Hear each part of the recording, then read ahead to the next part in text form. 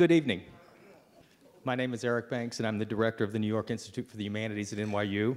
It is my pleasure to welcome you to the inaugural annual lecture in the humanities, co-sponsored by the Institute and Princeton University Press, along with the NYU College of Arts and Science. In what I hope will be the first in a long and rewarding collaboration with our friends at the press, we are delighted to welcome the distinguished historian Thomas Laqueur to speak to us this evening on his intriguing topic, The Work of the Dead, How Caring for Mortal Remains Has Shaped Humanity. Since its founding nearly 40 years ago, the New York Institute for the Humanities has sponsored public lectures by some of the most prominent scholars whose work bridges the academy and the larger arena. They exemplify the dual role of passionate and decisive work in the humanities, providing both exacting scholarship and creative engagement with their subjects, and sharing the news of why their engagement matters to all of us, whether we are close colleagues in an academic department or far-flung readers of their books and essays. Not long after the Institute came into being, a series of talks titled the James Lectures was begun to make public the kind of work that the Institute hopes to share. The roster of those who spoke at NYU in the James series in that first year alone is truly astounding. Among them were Susan Sontag, Virgil Thompson, Bernard-Henri Lévy, Charles Rosen, Harold Bloom, Roland Barthes, V.S. Naipaul, and Paul Ricoeur. It is our humble hope that the annual lecture in the humanities can measure up to the terrific example set in the first days of the Institute's history. When I became director 2 years ago, the first person I reached out to was an alumnus of the James Lectures, the art historian T.J. Clark. It was precisely his book, Picasso and Truth, From Cubism to Guernica, that I wanted him to revisit at NYU, and I was happy that he was able to do so. Picasso and Truth was an example both of the model of public engagement through scholarship, and what could be more public in its address than Picasso's great mural, and of the kind of work that is regularly published by Princeton University Press. I was delighted that PUP was as excited about the possibilities of endowing an annual talk as we were, and I am very glad that you have all joined us this evening for the first such event.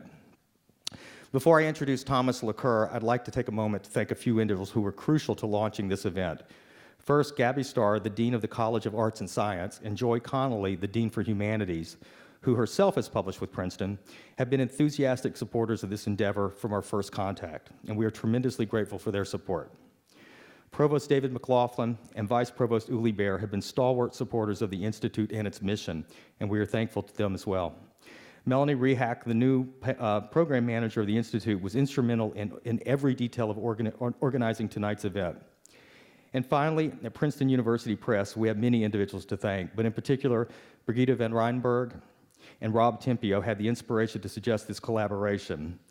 It has really been Rob's vision, born, as I understood it, out of a suggestion a few years ago from Robert Silvers, the editor of the New York Review of Books and a fellow of the Institute, that the press try in New York a lecture series it had established in London. I am very glad that Rob and the press have pursued this idea. Julia Hav has been an indispensable partner in publicity for this event, and I really appreciate her hard work on it.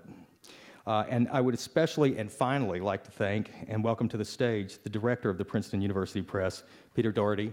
Peter, thank you so much, and we're glad to welcome you here this evening.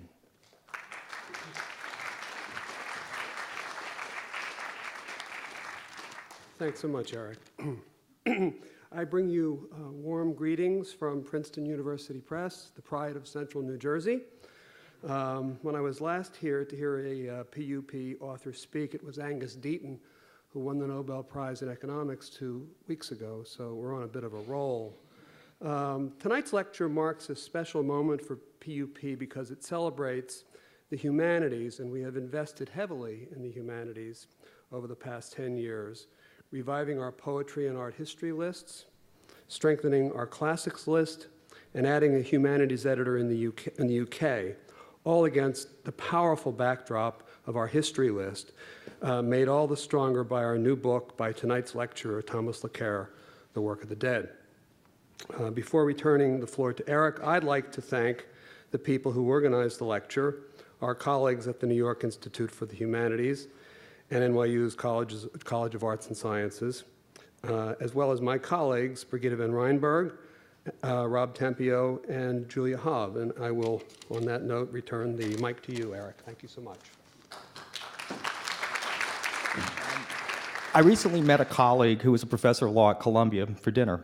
And when I arrived, he was in the middle of a long review essay in the London Review of Books. When I asked what he was reading, he didn't reply a review of Christopher Clark's The Sleepwalkers, but Thomas Laqueur's review of Christopher Clark's The Sleepwalkers. Thomas Laqueur is one of the few practicing historians who would merit such a remark.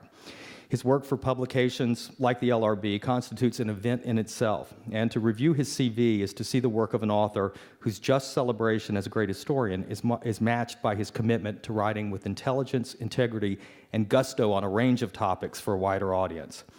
When he and I first spoke about the details of tonight's event and the title of his talk, it happened to be at the moment that paleontologists announced the astounding discovery of a large dark chamber for the dead of a previously unidentified species of the early human lineage, dubbed Homo naledi.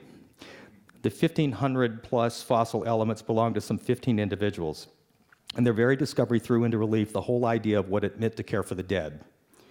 Besides introducing a new member of the pre-human family, the discovery suggests that early hominins intentionally deposited bodies of their dead in a remote and largely inaccessible cave chamber, a behavior previously considered limited to modern humans. More specifically, in the context of tonight's talk, the discovery shows how the, quote, work of the dead can take place at a distance in time almost impossibly great to fathom, in this case, 2.5 million years. But it was impossible for me not to think of Laqueur's new work without that prehistory of the species' existence, forming an awe-inspiring glimpse over the horizon. The work of the dead is Laqueur's magnum opus, an astounding investigation into how the dead body matters in culture, in history, across the disciplines of the humanities. As in all his writing, it manages to turn a series of questions into an ambitious and creative work of sweeping and extremely readable history.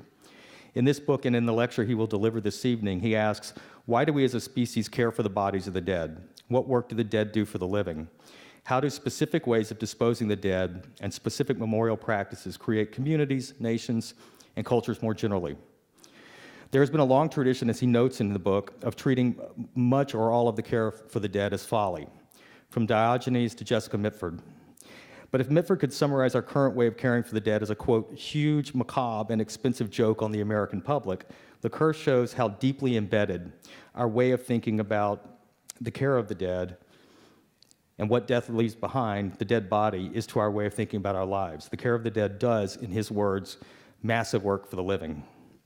His book puts me in mind, in fact, the death-obsessed poet Philip Larkin and his great memorial meditation on the passage of time in Arundel Tomb.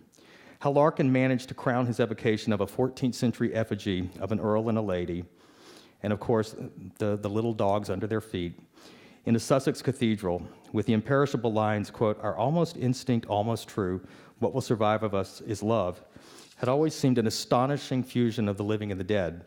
It still is, but in the wake of Laqueur's work, it is all the more sparkling and oddly completely alive, less a conceit than a fact of life, a breathtaking assessment of the work of the dead. I am extremely honored to welcome Thomas Laqueur to New York for tonight's talk. He is the Helen Fawcett Professor of History at the University of California, Berkeley, where he has taught since 1973. For 4 decades, his work has been on the pioneering edge of the history of sexuality and the history of the body. The Work of the Dead is Laqueur's 4th book. He's the author previously of Religion and Respectability, Sunday Schools and Working Class Culture, 1780 to 1850, which was published by Yale University Press in 1976. Making Sex, Body and Gender from the Greeks to Freud, published by Harvard University Press in 1990.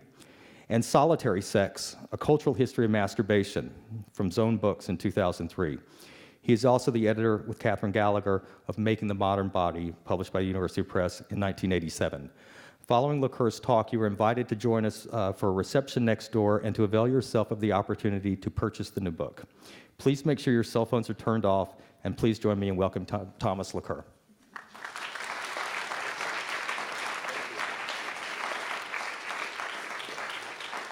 This last, I had no part of the selling books. That's the shameless commerce division of the Institute. So I want to answer the question of why we care for the dead on 2 time scales. The first of these time scales, as Eric suggests, is a very long one.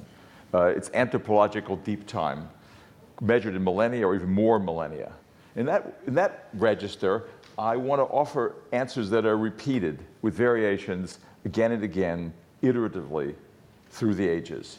And the second part of my talk, and the second time scale, is the scale of generations, or even of moments. It's a register we can speak about with some specificity, with reference to how and why, in very particular cases, caring for the dead changes, and why we care for particular dead at particular moments in time. So I'm going to start with the broad anthropological for the first half of the talk, and then I'm going to speak about the very particular and more concretely historical for the second part of the talk.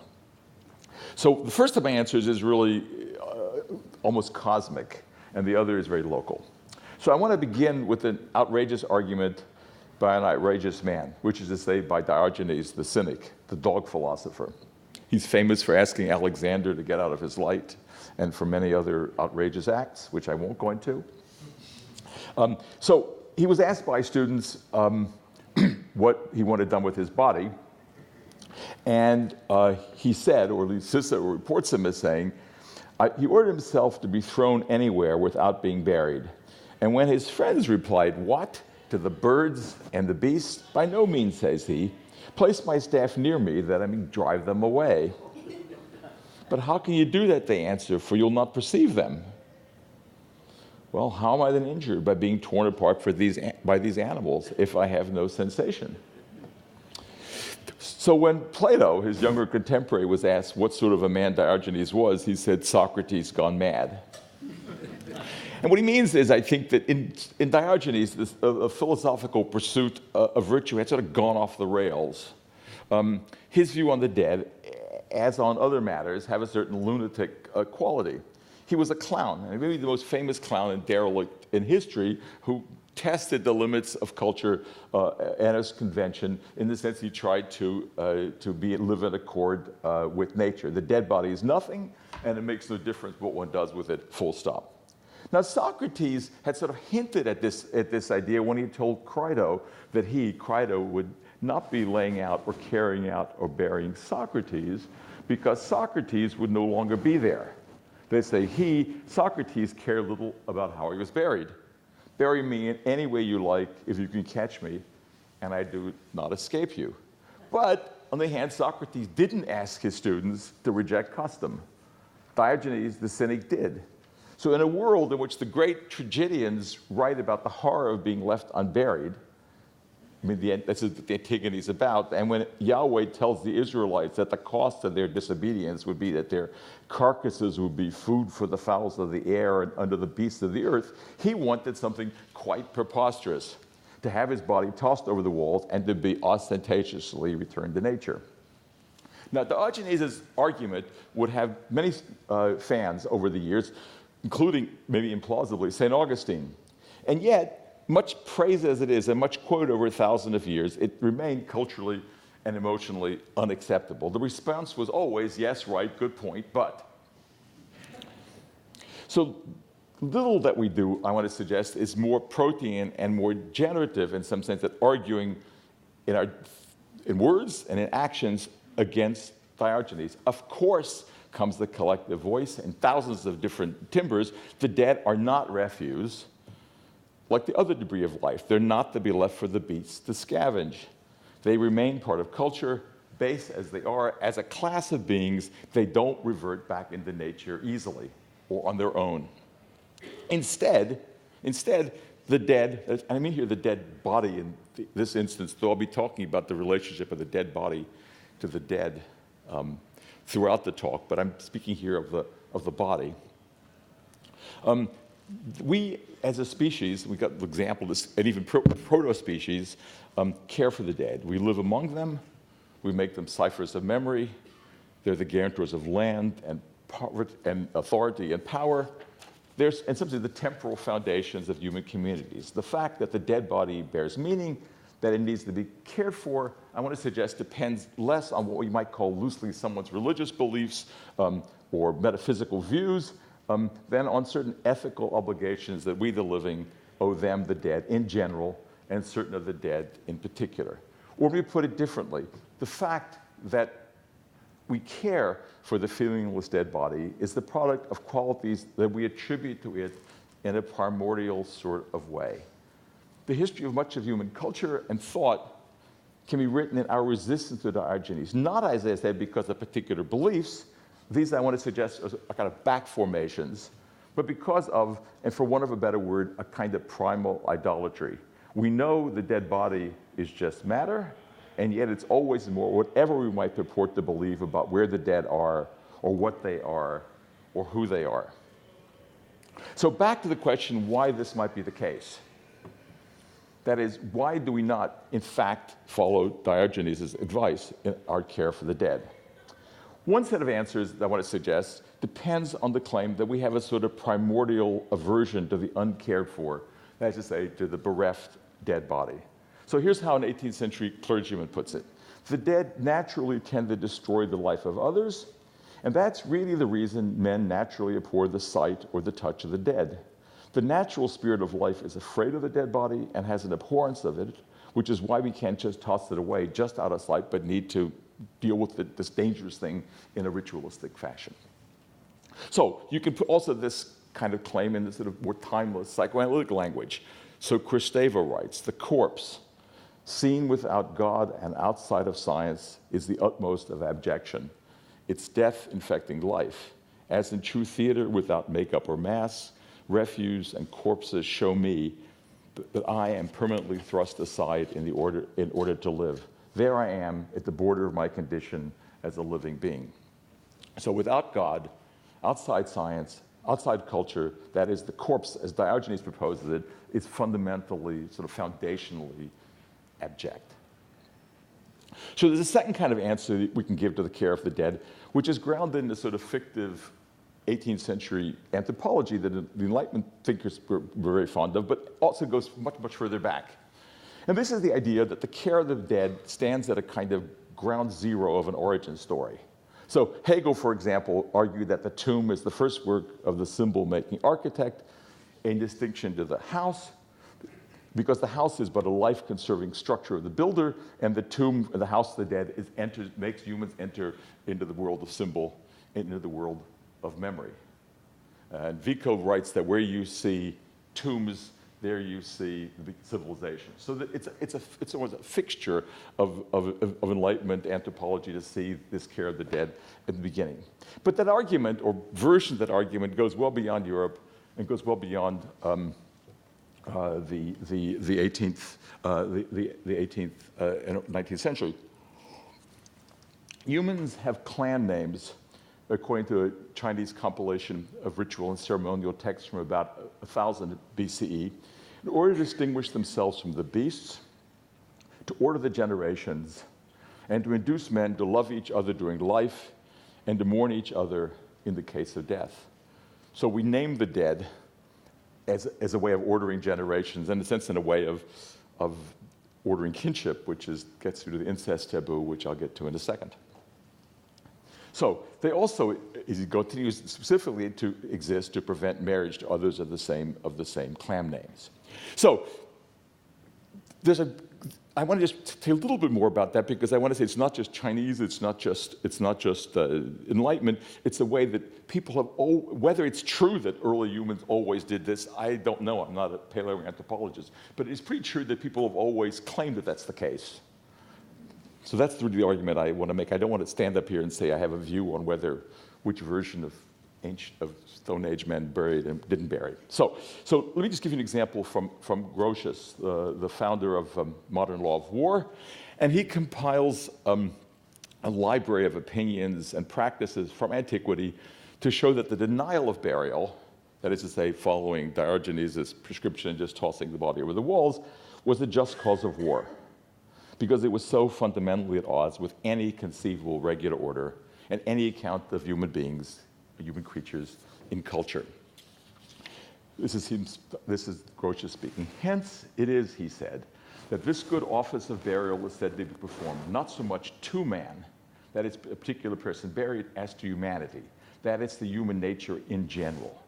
Wherefore Seneca and Quintilian call burial a piece of public humanity, and Petronius a piece of humanity derived down to us from my ancestors. And then Grotius goes on and lists the catalog of the reasons, which goes on for pages, and it's actually sort of a learned account back to way back in Greek history. So the right to burial was common to all civilized nations. It came from the gods. It was evidence of our common nature, of compassion and religion, of humanity. Care for the dead represented the advent, too, of the Olympian gods. The giants, says Motion, a Greek tragic poet who is roughly Diogenes' contemporary, used to devour the dead bodies of men, the abolition of which burial practice, of which brutal practice is signified by burial. So the advent of the Olympian gods is coterminous with the advent of not eating the dead, but of burying the dead. So there are many, many such origin stories, but what I would just tell you, these origin stories are ubiquitous. So let me sum up this whole line of, of answers. There is a timeless need, or perhaps a need expressed in the liminal temporality between human time and natural time, to care for the dead body, and it's articulated over and over again as foundational. The care of the dead is taken to be a, if not the sign, of our emergence from the order of nature into culture. It is, as Gadamer puts it, the immutable anthropological background for all human and social changes, past and present. And he continues, because this is really a foundation of, I actually believe this, what I'm about to read you. The burial of the dead is perhaps the most fundamental phenomena of being human. Burial doesn't refer to a rapid hiding of the dead, a swift clearing away of the shocking impression made by one suddenly struck fast in leaden and lasting sleep. On the contrary, by a remarkable expenditure of human labor, there is sought an abiding with the dead, indeed a holding fast of the dead amongst the living. We have to regard this in its most elementary significance. It's not a religious matter or a transposition of religion into secular customs, mores, and so on. Rather, it's a matter of the fundamental constitution of human beings, from which derives the specific sense of human practice. We are dealing here with life that's spiraled out of the order of nature. As I say, I think this is roughly right, and I take Gadamer's phrase, elementary significance, to be an echo of Levi-Strauss's elementary structures of kinship, which argues that the incest taboo stands at the sort of border, the liminal place between humans in nature and humans in culture. So in some sense, the argument I want to make is that these burial, by which we mean a general ritual care of the dead, is the kind of other end of keeping matter in culture, rather instead of bringing matter into culture.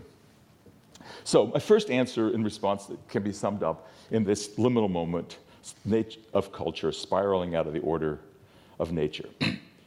My second answer to Diogenes moves from the realm into the realm of history via sort of anthropology. It's the claim that in general and in particular circumstances, the dead do work for the living. That's what the book's about, the work of the dead. Put in its strongest terms, they make civilizations. More modestly, they make nations and communities and affinities of all sorts. Now, I'm not delusional. I understand that I'm not speaking of zombies either. We are doing things to the dead.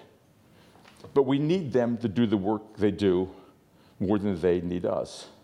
The dead, as elements in a system of meaning made from their matter, are not really dead. In Spain, Lorca famously said, the dead are more alive than the dead in any other country in the world. Whether that's, I don't want league standings on this question, but Richard Cobbs, the French historian, puts it in some way in a more generalizable form. He said the most dangerous person at a funeral is the one in the coffin. The history of the dead, then, is a history of how these dead dwell in us individually and communally, and how, from these places, they act in the world. It's a history of how we imagine them to be, how they give meaning to our lives, how they structure public spaces, politics, and time. So the history of the work of the dead is, in the first instance, a history of the imagination, a history of how we invest the dead, and as I said, I'm speaking primarily in this talk about the dead body with meaning. It's really the greatest possible, and sometimes the most expansive history of the imagination. We know the dead are not able to speak, writes an 18th century clergyman, for they are silent in darkness. They cannot see or walk or handle things with their hands either. Yet they do speak differently from the living. And then he quotes St. Paul. St. Paul preached to the Hebrews that he, being dead, yet speaketh. And more generally, it's common in the scriptures for inanimate objects to be representative as speaking as well as hearing. So I say we endlessly invest the dead body in meaning because somehow through it the dead, let's just say the human past, speaks to us. I think this is the case, as I suggested earlier, independently of specific views or theories about death or the dead, or maybe it competes with these views. But there is an Enlightenment moment, I think, when history seems to take the place of metaphysics as a foundation of our investment in the dead. And I want to illustrate this point with a brief reading of an English Enlightenment text by the philosopher and novelist William Godwin. And it's a text published in 1809, and it's called Essay on Sepulchres. In some ways, it's a book about, you'll see, sort of secular necromancy. That is, Godwin believes nothing of what St. Augustine or St. Thomas, for example, believed about the cult of saints and the importance of their bodies, and yet he speaks very much in their terms. The weight of anthropology of the dead in deep time, that is to say, there's a civilizational accretion of millennia of classical and Christian necrology, informs his arguments for mobilizing the dead to create a national past, even though, in fact, he wouldn't believe in any of it. And I'll be more specific about that in a second. So Godwin's tract, as its subtitle is, it's a proposal for erecting some memorial to the illustrious dead in all ages on the spot where their remains have been interred. And the reason he was going to do this was a first step of a kind of a utopian plan to map a national necrogeography in such a way as to resist the inevitable erosions of time and to sort of produce a community of the dead out of England. Like the whole country is a great national cemetery. So the places where these noteworthy bodies would be buried would be identified by name, so like today's historical signs and they'd be marked on maps, just like we now mark, he says, the place of famous battles. And this, he said, would eventually result in an atlas of those who have lived for the use of men hereafter to be born. And they would keep these in memory so they wouldn't be forgotten. So you would have a national community of the dead, and this would be useful and edifying to generations to come. So he offers this proposal as a way to avert oblivion through the perpetual care of the bodies and the names of the dead for the sake of mankind. The recollection and admiration of the dead, he says, made possible by knowing where they're buried, will make us better people and the world a more virtuous place. So that's an important sort of claim, and it's going to be the kind of claim that's going to end up producing national cemeteries of all sorts and political cemeteries of all sorts. It's going to be sort of a foundation of marking bodies all over for all sorts of reasons. But that's actually not the thing I want to focus on right now. I want to focus on the more intimate story of Godwin's relationship to the dead body. So he wrote this 12 years after Mary Wollstonecraft died, giving birth, as you know, to the girl who was going to end up marrying Shelley and writing Frankenstein. And he's still in mourning for her. He speaks of his throughout this text, but it's perfectly clear that he means her death that is central to him. The enormity of death, the greatest of earthly calamities, and the most universal, which is her death, still weighed on his heart. The dead are gone, he reflects, beyond all the powers of calculation on earth. The effects flowing from the mortality from the fact of mortality to man and human affairs is incalculable. And he wants to then say that this loss is greater for those who are surviving than for those who have died, not because, as Augustine or St. Thomas would read, because the dead are comfortably at the mercy of God, or because, as the Epicureans would say, it makes no difference anyway, the dead after they die are no more than before they were born. The real reason it's so difficult for the living is because they can't be sure that the dead are anywhere. His central question is, where are the dead? So Godwin, like Augustine in this respect, tries to bridge this unimaginably great divide between these two worlds of the living and the dead through attention to the material bodies of the special dead. The question then that I want to pose right now is, why is it that for someone who's as close to an atheist as you're going to find in the late 19th century, the dead body is able to do this?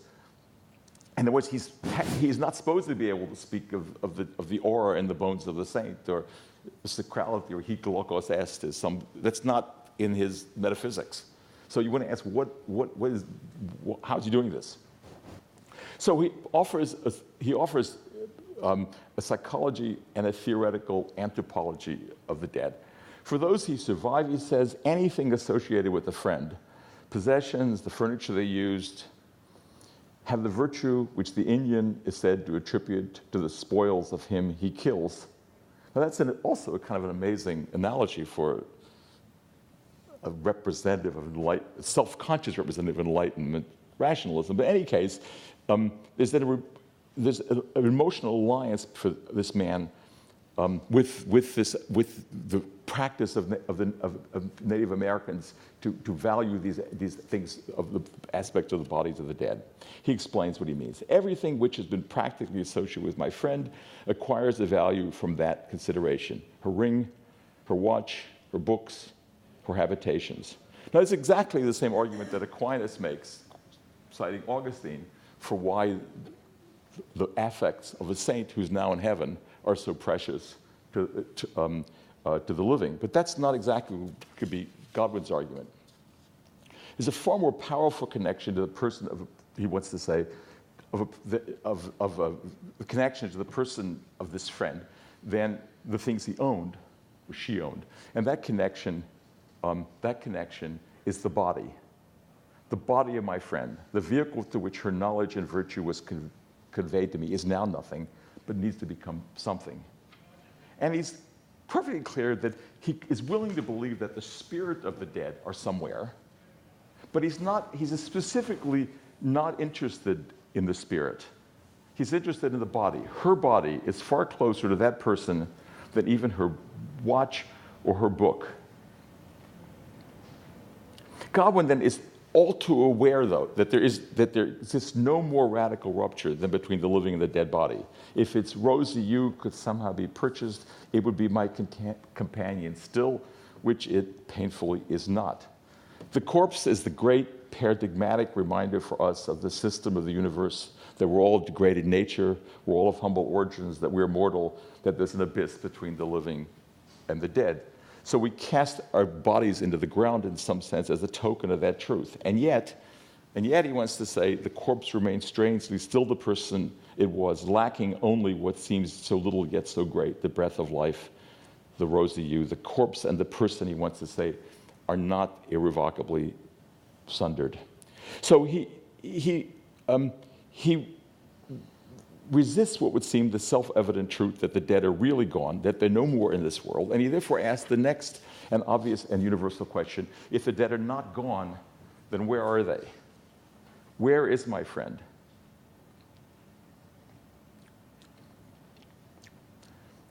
The answer is, as I say, not given by faith and not given by the Spirit. The answer is given by the epitaph, "Here Yaqet," here lies dead, over the place where the body is deposited, an indexical sign. And now Godwin somehow mobilizes this remarkable power of the imagination and creates a microcosm of the kind of stories that I've suggested, of these stories in very deep time. One would have to say, have an impenetrable heart not to feel a certain sacredness of the grave, a sensibility as old as the writing of the subject of death and its generative. Based on this intuition, this feeling, Godwin proposes necromancy, the habit of seeing with the intellectual eye things not visible to the eye of the senses, rescuing the illustrious dead, in this case, the dead, from the jaws of the grave, making them pass in review, querying their spirits and recording their answers, having live intercourse with the illustrious dead of all ages. So he wants to do more than just call individuals back to life by name, marking their names in these places, hallowed by the reception of all that is mortal of these glorious beings, and erected a shrine to memory, is de facto creating a community of the holy dead, without believing in holiness. It's a way of communing with each and every one of them without subscribing to any traditional religious views of how and why this might be possible. He then tells you that he knows, that he offers what is a formula for this necromancy and for the veneration of relics, which he doesn't believe and which the national church vigorously disavows. He says, we indulge all the reality we can now have of a sort of conference with the dead by repairing to the scene which, as far as they are on earth, they still inhabit. They still inhabit is in italics in the text. The tusk that covers the great man's tomb, and then by extension, I think any tomb worth paying attention to, is simply and literally, italics, the great person himself. We can attain, he says, the craft and the mystery by which we may spiritually, each of us in their several spheres, compel the earth and the oceans to give up their dead alive. So that's what the act of the imagination or the act of secular necromancy. And it's not an act that's explicable in terms of religious beliefs or any sort of metaphysics. So this is speaking here of the Enlightenment, and I'm obviously not the first person to think that something important happens in the Enlightenment for the appropriation of the dead for history, for the memorialization of the nation, and for historical formation rather than for religious purposes. But I want to just at least suggest briefly that my version is different from sort of various other versions of this story. And I just for a second want to speak about the great French trio of historians of death, which is Michel Foucault, Philippe Ariès, and Michel Vauvel. All of them offer narratives of the disappearance and the disenchantment of the dead body in modern times. So for Vauvel, a Marxist, this is a very good thing. He looks at the decline of testamentary bequests for masses for the dead and this evidence for secularization. For the deeply devout and Catholic Ariès, it's a terrible thing. It leads to the fear of premature burial. It leads to the saccharine and meaningless romanticization of the dead in the 19th century, and it leads to silence about the dead today. And for Foucault, the world, the death gives way to the regime of life, and the clinical gaze, and that imbricates bodies and this new notion of biopower. So I don't want to argue against any of these, but I just want to say that the story I'm telling tonight is not about the disappearance of enchantment. It's about its reinvention. So from the 18th to the 20th century, in new ways, the dead become, if anything, more visible than ever been before. So my history is really a historical anthropology of the ways in which the presence of the dead enchants our purportedly disenchanted world. It's about layers of meaning from the deep past which lie beneath the present and are reused and reimagined. In fact, the dead have never been more prominent, more apprehensible, or more important than in this supposedly disenchanted age. So that's kind of going from the really cosmic to the 18th century, and I now want to focus on a moment, and that's what my pictures are about. Part two, I want to speak about how we get from this, which is the Cemetery of the Innocents and a churchyard, which you see are sort of messy. We could talk about the sort of geography of each of these places, but what I really want you to see is church and mess. To this, which is a classical cemetery, which is a cemetery in Sheffield, but I could show you 20 of these. It's a kind of place that comes into being, and I want to talk to you about how one gets from one of these to the other. So I could begin at the beginning, which is really how we get to the churchyard, and I'll do that very briefly. So, and it's really the story of the appropriation of the dead by the church in antiquity. This actually took centuries to do, but there's sort of emblematic moments, and Gibbon has a wonderful one when he describes the translation of the bones of St. Babylos into the grove of Apollo in Antioch, and the symbol of the gods quit speaking. So he sees the invasion of the sanctuary by these dead bodies as this epochal moment. But in general, over the next 3 or 4 centuries, certainly by the 10th and 11th century, in most of Europe, the churchyard had become the only place that a Christian could be decently buried. The churchyard had a relic in its center, and access to the churchyard was closely guarded by the clergy. To be excluded from the churchyard was the great punishment of excommunication. So a longer version of this is the story of the making of a new Christian necrogeography out of the Roman, and it's probably one of the most radical changes in the transition from classical antiquity to Christianity, because so much is involved in this. But basically, what you have is the creation of this necrogeography that I showed you earlier, of a community of the dead gathered together over generations. It's the Christian community of a place in deep time. Or if you want to take an anti-clerical view, as the Enlightenment philosophes often took, it's through creation of a land of clerical tyranny over the dead that they ruled for over 1,000 years. So I want to talk less about the decline of these Christian and largely local communities. That is to say, I want to talk less about the unmaking of history than about the making of these new cosmopolitan places of the dead, which is to say, cemeteries. So what is a cemetery? So put negatively, it's not a churchyard. That is to say, it was not controlled by the church, it was not autarkic, it was not old, it did not make the dead evident in mounding heaps of soil and wavy church floors, but instead hid them decorously in specially designed landscapes amid a flurry of monuments that proclaimed memory, or in any case, declared the memory of those who could afford them. It didn't make the claims that the churchyard did, that to say that it represented a Christian community of the living and the dead. It rejected the deep historical roots of the churchyard in favor of other and far more secular histories. In some, it was everything that the places of the dead in the old regime were not, or what they claimed to be. So in the first instance, the cemetery is not the churchyard. And where cemeteries were being made, they were explicitly discussed as not churchyards. And we can all speak about this in law and private property and graves and a whole world. The cemeteries are returned to an purportedly ancient way of dealing with the dead, of owning the property where the dead are buried and so forth. So number one, it's not the churchyard.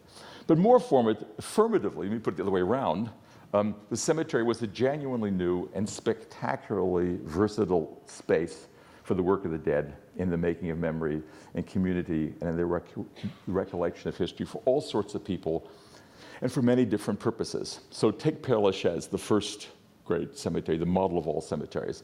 There you have the ashes of Abelard and Eloise. I'll come back to those in a moment. The ashes of the Doors' Jim Morrison. That's easy to find by the smell of marijuana. And the tomb of Victor Noir, who died in an 18th century duel and was buried under a life-size bronze sculpture whose genital area is rubbed shiny by tens of thousands of women who think it brings fertility or love. There's actually a fence around that right now. There are also monuments to the murdered of Dachau, Auschwitz, Neugammen, and Ravensbrück, all within 100 meters of each other. In other words, this is a heterogeneous, cosmopolitan community of the dead, and it always was that. So a very early guidebook writes, in these refuges of the dead are gathered together all ranks and ages. The Russian is by the side of the Spaniard, the Protestant, the Jew, not far from the Catholic. People of radically different opinions find themselves finally meeting in the dust.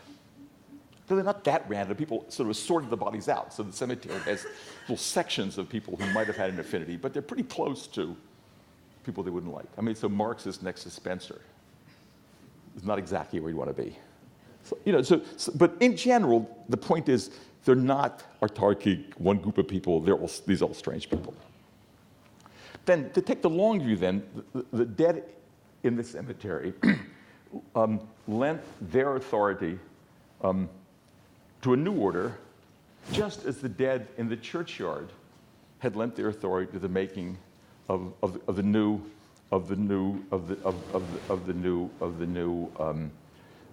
Christian order. In the late 18th century, the corpse, this magical life image concealed in the shrine of the body, which Diogenes suggested that we just toss over the walls because it was meaningless, came to work its magic, what is that, idolatrous magic, you might say, in the service not of a transcendent God, though he did that too, or more precisely in the service of the body of Christ on earth, that is to say, the church, but of other gods, of family, of civil society, of nation, and of class. If the church and the churchyard was a matrix of Christians, living and dead, the cemetery was a space in which their bodies supported the interests of the major political, and cultural innovations of the 19th century. That also is a point that was not lost by contemporaries. Let me give you an example. Bismarck, 1849. He visited the cemetery in Berlin where the dead of the March Revolution of 1848 were buried. After this visit, he wrote to his wife, as he says, with a heart full of bitterness. He could not forgive these dead, he told her, but more to the point, he could not forgive the idolatry practiced at the graves of these criminals whose every tombstone boasts of freedom and rights, a mockery of God and man. He cannot, he continues, stop his heart from swelling with poison when he thinks about, and again, here's the critical term, when he thinks about the idolatrousness with which Berliners come to these graves. And they kept coming, forbidden in some years, tolerated in others, with or without disturbances. To this day, the cemetery in Friedrichshain Park, a place unthinkable in the old regime, remains the site of memorial reflection for the German left. But there are also new places where Rosa Luxemburg and Lee Pleshter buried. We have other pockets of left burial as of right burial. But my interest in this is that at the time, people get it, that that these dead are saying something. And that it's a strange, in the sense, by idolatry, I mean that one acts as if unliving dead matter were alive. That's my point. So the question, how do we get to this from the one to the other? So look, there's a big administrative history. There's a story of public health, which I think is actually much overrated. But I want to make it something different and shorter history, and it's just a history of imagination. And I want to begin in England in 1720, which is when Sir John Vanbrugh, the architect, and his patron, the third Earl of Carlisle, conceived of and built this, which is the first freestanding mausoleum since antiquity. There's several inspirations. On the one hand, the tomb of Cecilia Motola on the Via Appia, but there are also, in interesting ways, reflections of the European tombs in the cemetery in Surat, in the coast of Gujarat, which was well known, and we know that Vanbrugh knew them, which were the first sort of large freestanding tombs outside of Europe, where Dutch and English merchants built these tombs in sort of, as I say, with a style that's roughly speaking called the Indo-Saracenic. So, in fact, what happens when he died? Terrible gout. He dies. The tomb wasn't quite ready. He was buried in the local church, but that actually gave him, or rather his body, a second chance to offer insult to the Christian community of the dead. In 1749, it was exhumed from the parish church where it actually belonged and was moved as he wished to its permanent tomb. And a plaque in the church still today tells you that he'd actually been moved to new pagan quarters. To some extent, this gesture was negative. Carlisle and his architects were anti-clerical, and their scheme was to sort of represent active hostility to the old necrogeography. The Earl's burial, Vanbrugh wrote, would comport with those that had been practiced by the most polite peoples before priestcraft got carcasses into their keeping. And by polite people, of course, he meant the aristocracy of ancient Rome. But the tomb was something more. It was a tomb in a garden. In fact, whole villages had been raised to produce this particular garden. And that garden was not Eden, but it was Elysium. And again, I'm not making up it was Elysium. His daughter wrote a much published poem about how her father was buried in Elysium. Now, at more or less the same time this was going on, the Viscount Cobham began work again with Vanbrugh on what became the most influential English garden of the 18th century, which is to say the Garden of Stowe in Buckinghamshire. Passing by the church, we went on to what is called the Elysian Fields, writes Jeremiah Miles, an earlier vision of the garden. There were no actual dead there, but there was a tomb. Indeed, there was the archetypal great tomb, a building by the architect Kent called the Mausoleum.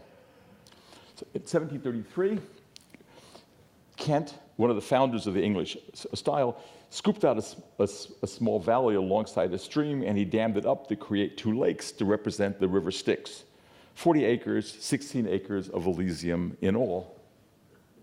Now, like a churchyard, Kent's mausoleum in the Elysian Fields and the other sort of monuments there were meant to produce a congregation of the dead, an imagined congregation.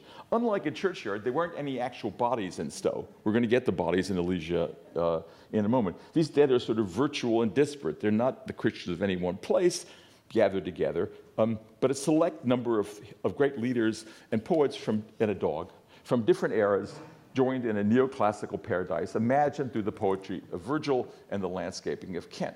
So they form a kind of national cemetery without the actual dead being there. And then the image of sort of dying and going to Elysia becomes a common image, especially for what happens to philosophes. So Elysia becomes an imagined place to go. Now I'm going to jump ahead a couple slides because I realize this is in a slightly different order. And I want to start with this and I'll go back to the tomb. We have just a second. So in 1776, there's another gesture toward a virtual national cemetery, and this one is much grander and more explicit. That year, excavations began here. Actually, the excavation began 20 years earlier. It's a burial tumulus in the gardens of the Danish Royal Park at Jägerpreis, about 40 kilometers from Copenhagen. And this would become the nidus of actually the sort of Ur Memorial Garden faux cemetery, as you'll see in just a second. So bones were discovered here and very Neolithic tombs, and this confirmed the idea that this royal park had belonged to Danish kings for at least 3,000 or 4,000 years, and then a world of the modern dead could be built around this world of the ancient dead. So this tumulus was in the center.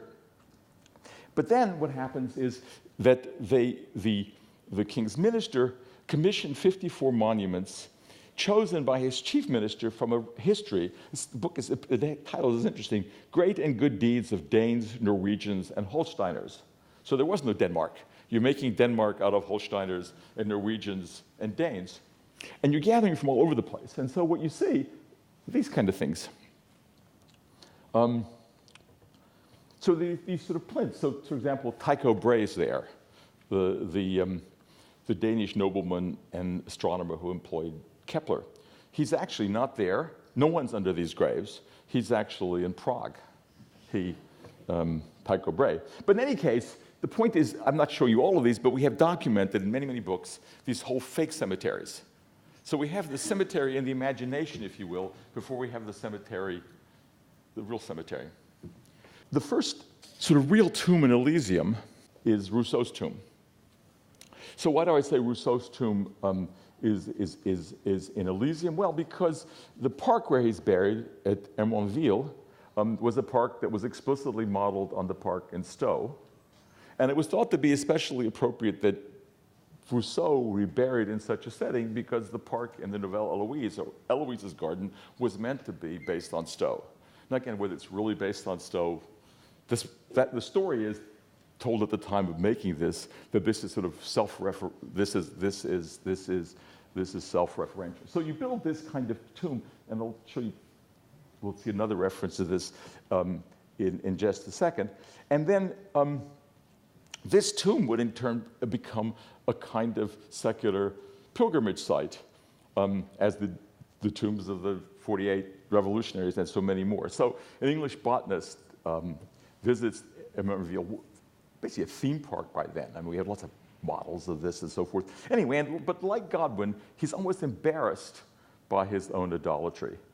But that didn't actually stop him. It's impossible, he writes, to contemplate this monument without various reflections and emotions. Many people may wonder that I should bring a little portion of moss from its top.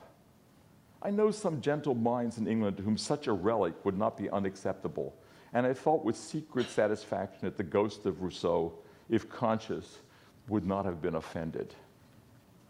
Well, so we have Rousseau's tomb, but Rousseau's tomb is clearly also a play on probably the most famous painting of a tomb, which is Poussin, one of the Poussin's paintings of the shepherds in Arcadia. Now, even if no one knew anything about the shepherds in Arcadia, Arcadia becomes another model. And how does that work? Well, there's, again, intricate little histories. And so maybe the most famous way that this makes its way into popular culture is through a strange but widely translated man named Solomon Gessner, his critics today will say no one understands quite why he was so popular. He was hugely popular. Goethe thought he was great. All the greats think he was terrific, and he basically wrote neo-Theocratian pastorals. By the way, I should just point out here, the Poussin tomb gets reinscribed and made in plaster casts and put all over gardens everywhere. And this is Gessner's tomb, which gets spread everywhere. So what I'm trying to suggest to you is that the cemetery comes out of this history of imagining previous versions of dealing with the dead. And the dead bodies sort of make their way into this imaginative landscape. Now, I was going to show you a picture of what is, I think, actually the first modern cemetery which actually has real bodies in it, which is in Calcutta. Because the worthies of the East India Company said they didn't want to be buried around the churchyard. There was tons of room around the churchyard. There's this argument that that's do with crowding. Nothing to do with crowding. There's still today, miles around the churchyard. And they built this kind of Roman cemetery. And the virtue of this Roman cemetery is that they could be buried with their Hindu mistresses, some guys with their monkeys, which you could never do in a churchyard, obviously. So they actually saw themselves as these neo-Romans who could build a Roman style cemetery. Aspect of that architecture is going to be translated to Europe. But let me move to the sort of end of my story and to the end of the talk by taking you to the foundation, making a Père Lachaise. So if we want to get the background to Père Lachaise, obviously the French Revolution and coming Napoleon, but aesthetically, and even in terms of its body, it has to do with this place.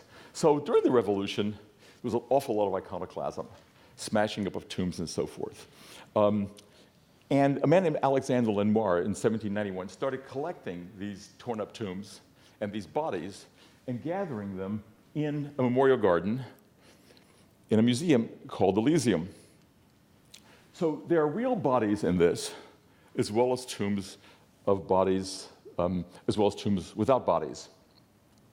So amongst the bodies that he managed to gather there were, for example, the bodies of Abelard and Eloise. The real bodies of Abelard and Eloise. We have the provenance of their bodies is very good. And also purportedly the bodies of the sort of bad boys of the old regime, Molière and La Fontaine, which had been dug up by various militant sections and were supposed to be put somewhere else and never were, and he got them. Those are probably fake bodies. I mean, they're not fake bodies. They're not the bodies of the people they purport to be. So in any case, there he builds this sort of place, and this does sort of fine until the Restoration, in which his museum, as a memorial site for the French Revolution, is closed. And so what becomes of the bodies? Well, the bodies are very nicely moved. I should just backtrack. There's one actually sort of amazing part of this. The gardens of tombs, the Jardin des Tombeaux, were a big deal. And one of the biggest scores of tombs belonged to the Duc d'Orléans. And the people who were building Père Lachaise actually hoped that they could get the land of the Duc d'Orléans to build the first cemetery, which from my point of view would have just unbelievably cool, that you could actually build a real cemetery on this faux cemetery. But it didn't work out. The finance ministry got the land.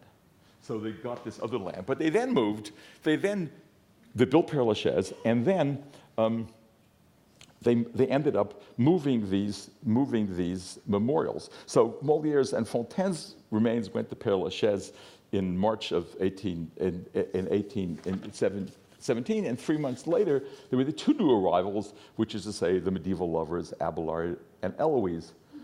A great funeral brought first the bodies, and 6 months later their mausoleum from the old Elysian fields to the new Elysian fields at Père Lachaise. And so the medieval pair from a distant world could be reimagined as bourgeois lovers in a new memorial park for the dead on the eastern outskirts of Paris, where tens of thousands of families would find their eternal home. By 1865, Baedeker's guide recommends 3 hours for a tour because there are 16,000 monuments to see, from the most magnificent mausoleums to unpretending crosses. Père Lachaise then becomes the trademark of the world's first true cemetery. It becomes a generic term to describe greater or lesser expanses of monuments set among trees, shrubs, and flowers, with walkways with the dead hidden under the surface. And by generic, I meant that the Emperor of Brazil says he wants a Père Lachaise, and the necropolis of Glasgow says it is a Père Lachaise, and Coma is a Père Lachaise, and so is the Recoleta in Buenos Aires. So Père Lachaise becomes the word for this new style of place, which was inconceivable actually in the old regime. So that's in itself important. A cosmopolitan, movable kind of Copenhagen had a place. So a new kind of space of the dead, or rather reinvention of classical spaces, real and imagined, came into being in the early 19th century, and it would become the staging place for all manner of cultural work.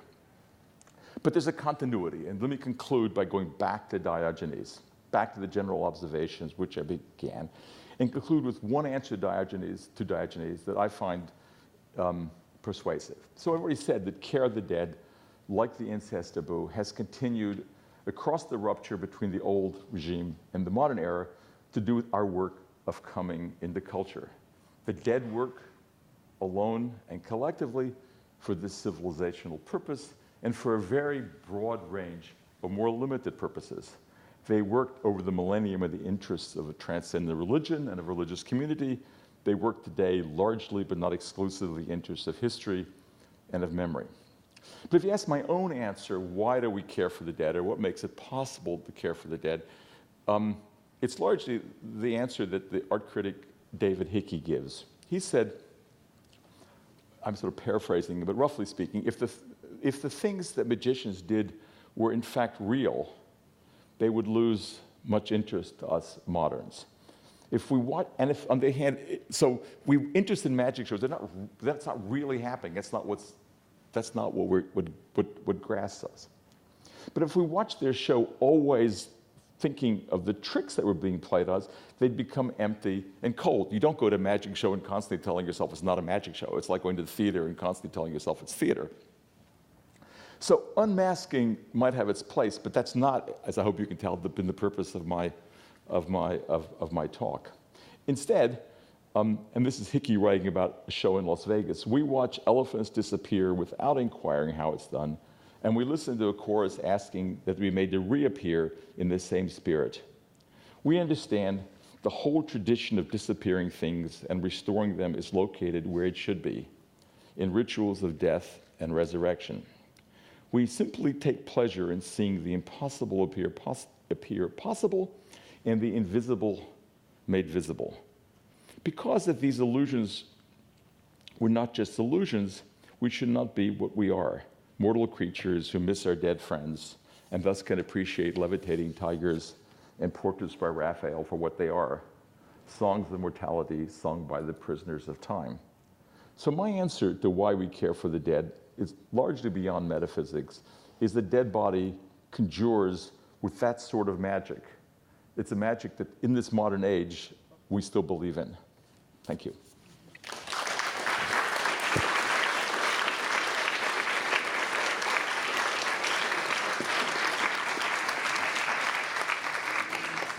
Thank you very much. We'll take a couple of questions before the reception. My name is Carla Rothstein. I direct Columbia's Death Lab. It's a research and design space, and our focus is on the future of cemeteries in the city. And so I very much appreciate your talk and in terms of unpacking how we got to where we are now. But our urban environments have a logistic problem in terms of a spatial problem in terms of continuing to bury the dead. And cremation, while logistically efficient, has environmental consequences. And so I'm curious whether you've thought about how our urban populations, which continue to grow, will honor the dead. I have thought. I mean, look, I mean, the cheap way out would be this. I had a bumper sticker once that read, "Historians tell it like it was." But that's not fair. Look, I mean, I think that what's in fact happening in most parts of the world, as you know, is that cremation is on the rise. And furthermore, cremation is both slotted into traditional cremated remains traditional places for the dead. So churches are, for the first time in 100 years, now filling up with dead again. Grace Cathedral has hundreds of cremated remains of AIDS victims, for example. So one answer is cremation. Now, obviously, cremation has bad ecological effects. It uses vast amounts of energy. And so the new alternative, as you know, are these natural burials. So these natural burials have a 19th century predecessors in sort of wicker baskets. But the modern version, as you know, Marin has several important ones, is basically to compost the dead using the very best modern compost technology. So when you read what they tell you to do, it's sort of like doing your garden. You know how you have to mix dry with wet, a certain amount of soil, you know, all the things that keep the compost pile working. And that's great, except that it uses vast amounts of space. It needs to be guarded. I mean, it needs to be protected from animals. So I don't have a sense of my own, if you ask me just to predict, my suspicion is that cremation will continue to increase in popularity. But what strikes me in this studies is the amazing sort of ingenuity of people inventing new things to do with cremated bodies. So I mean, I'm slightly embarrassed, but the New York Post asked me for the 10 weirdest things I learned in this, and I actually did it because I do anything Julia Hav asked me to do, so I wrote these 10 weird things. And the weirdest things have to do with cremation. And so that's some weird, some of the touching, but I had friends, for example, in rural Virginia, who took the remains of their buddy and put them in black powder shells and shot them in the air. And I tell you, they hadn't read Hunter Thompson.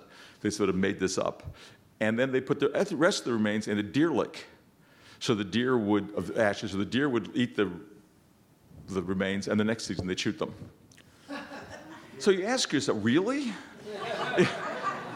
And I can tell you more. So but there's people, someone told me they took the remains of their father, who's a professional photographer, and put it in little 35 millimeter canisters and put them all over the world where their father had taken pictures. So people are endlessly reinventive with cremation. So if you ask me what will really happen about the urban space, I think it's a long way before we do composting for all but the rich in Marin County. And all the indicators are that cremation, and a third of Roman Catholics now in the Diocese of California cremate. So even until the 1960s, you know, was resistant to cremation is increasing. So I think that I have no expertise on this, but my thought is that it's going to be cremation. Wendy, pick on me. Go ahead. And it doesn't affect your general theories at all. But just in terms of Godwin, I think you do some violence to him by turning his he into a she. Here, now I'm broadcast. I think that if you think of, he was a novelist and a rhetorician, and he knew what he was doing when he said, "my friend, he." And in the literary world, we call that the biographical fallacy, when you impose the life on the writing and insist that the writing must only reflect the life. And of course, the death of Mary Wollstonecraft went into that. But he had his reasons for wanting to conceal her as a he friend, which is to keep from being lumped with Abelard and Eloise. In other words, this is not just the heartbroken lover losing the other pod that's attached to him through life and having this kind of, organic sense of loss and wanting to be reunited and all that. He wanted to amalgamate their relationship with something more like Montaigne's with his dead friend, or any of these really intellectual and important friendships that were valued through the ages. He wanted to give that to Mary Wollstonecraft. I mean, I quoted the book as his, but I guess... Good, that's all I care about. That he would still need more. Is he buried with, she's buried in St. Pancras. I thought he was buried with her in St. Pancras. This is your area of expertise. But I take your point. I don't...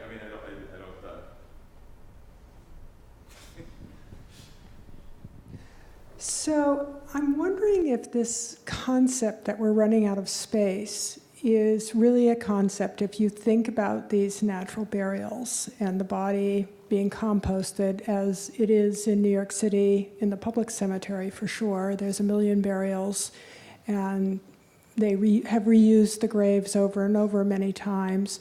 So this notion that we're running out of space, I'm wondering if that's sort of the political way of removing the dead and not talking about certain groups of people and whatnot in a contemporary context. The burial of the poor, they're still buried in coffins. I think it's 5 years before they can be dug up. These or at least the California version of composting the dead is more rapid, and it's not of the poor, it's of the rich who buy things there. So I don't. You know, it sort of depends on what spaces what considers suitable. I mean, you know, I have a supervisor architecture student once who was going to put columbarium under freeway underpasses. You know, so you could make a claim that that's a way of urban interment. You see what I mean? So I'm not making a judgment whether it's good or bad. Yeah. What I'm doing is following your lead and saying it's kind of a political statement, whatever you do. I totally take this political statement. As you know, there's a great people trying to produce a register of the names of all the dead in Potter's Field, and actually collecting names of the dead is now a huge enterprise. In fact, I think it's probably the major modern memorial enterprise. I mean, that's what Yad Vashem does. I mean, name collecting is a whole other. I mean, is a whole other interesting story. And efforts to get names near bodies or near ashes is another big part of the story. So I mean, any use of space clearly is political. And even in the 19th century, people asked themselves, so what do we were running out of space? The question is, Ruskin sort of says, well, yeah, your use of space for an insurance company or a railway station. You could use it for the dead in the city.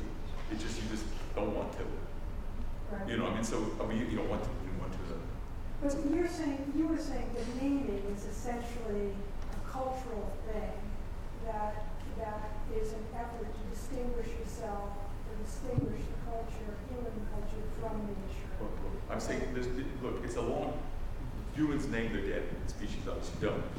Historically, the number of names on the landscape increases logarithmically from the late 18th century on. We have 200,000 names from late antiquity, roughly speaking, of the dead. We don't even collect that from the entire end of late antiquity through the early 18th century. I mean, I can't get an exact number, but tinier. I mean, then starting the late 18th century, churchyards in which 5% of people were named, you get this sort of 40% being named by the end of the century. And then in World War I, you get these naming memorials that leads to Vietnam, that leads to memorial, that leads to memorial as a whole. So that's a separate history. Naming has always been connected with burials. There in Talmudic commentaries on Genesis. So that's nothing is new about the dead. My interest is that these primordial things that people do, roughly speaking, in the same way forever. They just do it in lots of larger, smaller, more different places for different purposes. That's the claim on it. So that's why I want to sort of combine a kind of deep anthropology on the one hand with very specific historical questions. And we have a lot of time, and this book goes on forever about this subject. I can tell you, why this change happens here. I mean, you see what I mean? I mean, that's where we get into the sort of ordinary work of the historian to say how do you get from here to there. You see what I mean? Let's take one more question. Sure.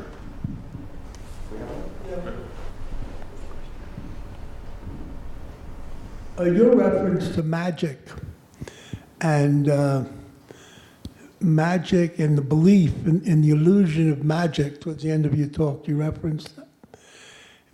Is it about that we honor the body of the dead person with a reference to another world? Because if we didn't, and if this is all there is, it would be a bit too much of a nightmare. No, I mean, look, what I mean by magic, I mean, what I'm trying to say is, the difference is it's not really the case that tigers levitate. But it is the case that you watch this in a sense that you're engaged with levitating tigers. So let me tell you, look, what got me to thinking about this is the following story. So in 1995, when I was still trying to figure out what this book is about, I was giving a lecture in Germany. And I think it was the first time I was actually lecturing in German. And so it felt like sort of going back a place that my parents had fled. And so it was sort of a big deal for me. And I've been there before as a tourist, but this was there as a professor.